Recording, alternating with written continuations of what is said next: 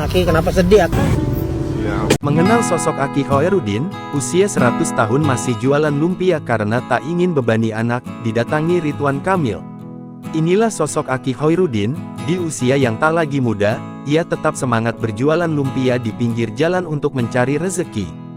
Aki Khoirudin viral di media sosial karena kegigihannya berjualan. Di usia 100 tahun atau sudah 1 abad ini, ia tak menyerah berjuang mencari nafkah. Sosoknya viral setelah diunggah oleh akun TikTok @sobat.kuliner. Usai viral, Gubernur Ridwan Kamil atau yang akrab disapa Kang Emil sempat mendatangi Khoirudin. Ia memberikan bantuan serta semangat pada Aki. Doa baik pun ia panjatkan untuknya. Dalam video yang dibagikan, Khoirudin ternyata berjualan lumpia dari pukul 7 pagi hingga sore hari. Pria kelahiran 1923 ini sudah berjualan sejak lama. Awalnya, ia berjualan di Jalan Braga. Kemudian ia berpindah tempat sebanyak 3 kali. Awal berjualan, ia menjual lumpia seharga Rp3. Ni Aki Khoirudin menjualnya Rp12.000 satu porsi lumpia basah.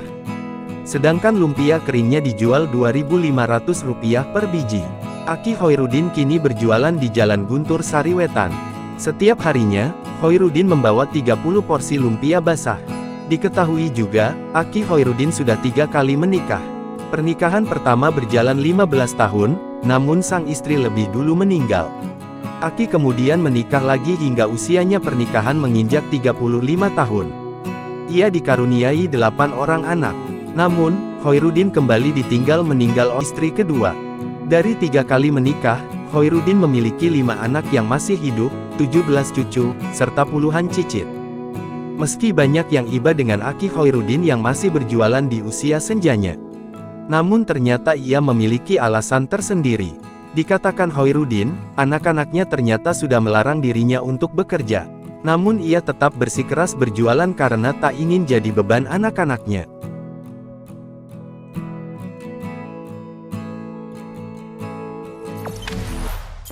Jangan lupa subscribe, share, komen, dan like ya.